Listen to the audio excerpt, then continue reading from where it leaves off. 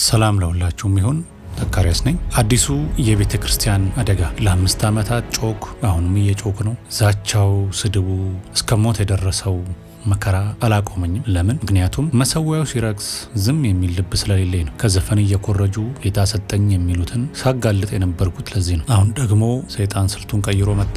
ምንም ዋጋ ሳይከፍሉ በኮምፒውተር ግጥምና ዜማ እያመረቱ ጌታ ሰጠኝ የሚሉ ዘማሪዎች ተነስተዋል፣ በዝተዋል። ይህ ጉዳይ የአቀናባሪን እንጀራ መዝጋት ብቻ አይደለም። ጉዳዩ የመስዋዕት ጉዳይ ነው። ጉዳዩ የእግዚአብሔር መንፈስ የማሳዘን ጉዳይ ነው። ይህ ነገር በእግዚአብሔር ፊት ምን ያህል አጸያፊ ኃጢአት እንደሆነ እናያለን። አንደኛ፣ መስዋዕት ምንድን ነው? ዘ ትሩ ሚኒንግ ኦፍ ሳክሪፋይስ። ወገኖቼ፣ ዝማሬ እኮ መዝናኛ አይደለም። ዝማሬ መስዋዕት ነው። መጽሐፍ ቅዱስ የምስጋናን መስዋዕት እናቅርብ ይላል። መስዋዕት ደግሞ የሚሰጠው ከእግዚአብሔር ዘንድ ነው። በብሉይ ኪዳን እንስሳ ይዘው ነበር። በአዲስ ኪዳን ደግሞ ራሳችንና ማንነታችንን፣ ምስጋናችንን እንሰዋለን። መስዋዕት ማለት ዋጋ የተከፈለበት ማለት ነው። ንጉሥ ዳዊት ዋጋ የሌለውን ለእግዚአብሔር አልሰዋም ብሏል። ዛሬ ግን ዘማሪው ሳይንበረከክ ቃሉን ሳያሰላስል በመንፈስ ቅዱስ ሳይሞላ ኤአይ በሰከንዶች ውስጥ የሰጠውን ግጥም ይዞ መስዋዕት አመጣው ሲል ይህ በእግዚአብሔር ዘንድ ርኩሰት ነው። ከልብ ያልወጣ ከመንፈስ ቅዱስ ያልተቀበል ነው። በቴክኖሎጂ የተቀነባበረ ዜማ ወደ ሰማይ አይወጣም፣ ጣራውንም አያልፍ። ሁለተኛ፣ የሳኦል መንገድ፣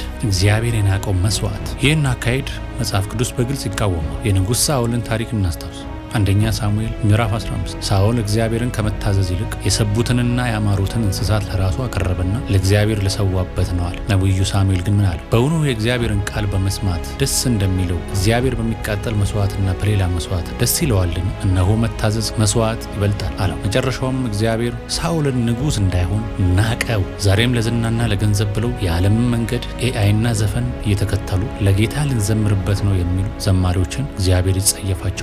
ልክ እንደ ሳኦል ለራሳቸው ክብር ሲሉ እግዚአብሔርን አገልግሎት በሚመስል ማታለልና ማጭበርበር እየሸወዱ ነው። ግን እግዚአብሔር አይሸወድም። ሶስተኛ፣ ሮሜ 12 ማስጠንቀቂያና 2 ጌቶች። ሮሜ 12:2 በልባችሁ መታደስ ተለወጡ እንጂ ይህን ዓለም አትምሰሉ ይላል። ዓለም በቴክኖሎጂ አቋራጭ ትፈልጋለች። ቤተ ክርስቲያን ግን በመንፈስ ቅዱስ መመራት ትፈልጋለች። ኤአይን ተጠቅመህ የዓለምን ዘፈን ኮረጀህ መምጣት ዓለምን መምሰል ነው። ጌታ በወንጌል ለ2 ጌቶች መገዛት የሚቻለው ማንም የለም ብሏል። ለገንዘብና ለዝና ወይም ለዩቲዩብ ቪው ብሎ ከኤአይ ማሰራት፣ በተቃራኒው ደግሞ የእግዚአብሔርን አገልጋይ ነኝ ማለት አይቻልም። አንዱን መውደድ ሌላውን መጥላት ነው። እነዚህ ሰዎች ልባቸው ደንድኗል፣ ንግድና አገልግሎትን ቀላቅለዋል። አራተኛው፣ መንፈስ ቅዱስን መዋሸትና የመንፈስ ድርቀት። በጣም የሚያስፈራው ነገር ውሸቱ ነው። ማሽን የሰራውን መንፈስ ቅዱስ ሰጠኝ ማለት በመንፈስ ቅዱስ ላይ መቀለድ ነው። ይህ ደግሞ ያስቀጣል፣ ዋጋ ያስከፍላል። በሐዋርያት ሥራ አናንያና ሰጲራ መንፈስ ቅዱስን ዋሽተው ምን እንደሆኑ እናውቃለን። እንዲህ አይነት ዘማሪዎች አገልግሎታቸው ለጊዜው የሞቀ ቢመስልም መጨረሻው ግን የመንፈስ ድርቀት ያመጣል። በመንፈስ ግራ መጋባት ውስጥ፣ መምታታት ውስጥ ይወድቃሉ። ራሳቸው ባዶ ሆነው ህዝቡንም ባዶ ያደርጉታል። የምንሰማው መዝሙር መንፈስ ካልሆነ ወደ እግዚአብሔር የሚያደርሰን መሰላል ሳይሆን ወደ ስሜት፣ ወደ መጋለብ፣ ወደ መዝለል ብቻ የሚወስደን ማደንዘዣ ነው የሚሆነው። አምስተኛ፣ በትውልድ ላይ የሚመጣው መቅሰፍት፣ ጄኔሬሽናል ኢምፓክት። እኔ የምጮኸው ስለ አሁኑ ብቻ አይደለም፣ ስለሚመጣው ትውልድ እንጂ። አሁን ያሉት ዘማሪዎች ልባቸው ደንድኖ በትዕቢት፣ በማናለብኝነት፣ ባልጠየቅም ባይነት ማን ይነካኝ፣ ማን ነገሩ፣ ማን ይናገራቸዋል? እንደፈለጉ ቢሆኑ እያየነው ነው።